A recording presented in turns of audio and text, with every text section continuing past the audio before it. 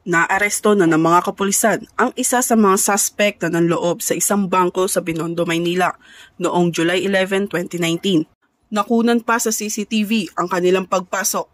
Ang isa sa mga suspect ay nakasuot ng helmet habang nagpanggap pa na delivery rider ang isa. Nakunan din ang pagtakas at pagdating ng mga pulis sa bangko. Nagkaroon ng konting tensyon nang hindi agad pinapasok ang mga pulis.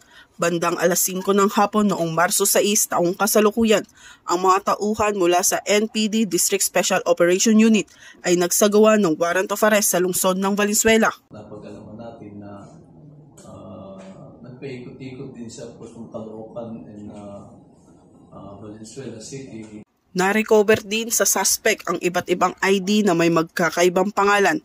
Napag-alaman din na ilang beses na siyang nakulong.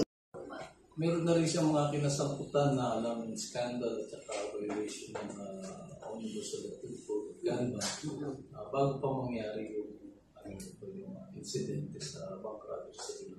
Patuloy pa na tinutugis ang mga nasabing kasabwat na mga suspect. Ang Northern Police District ay pinagtitibay ang determinasyon na ipagpatuloy ang paglaban sa krimen at hulihin ang mga gumugulo sa kapayapaan at kayusan ng lipunan. Mula rito sa Northern Police District, ako po ang inyong PNN correspondent, Patrolwoman Glacelan Esperanza, alagad ng batas, taga-taguyod ng Balitang Pulis.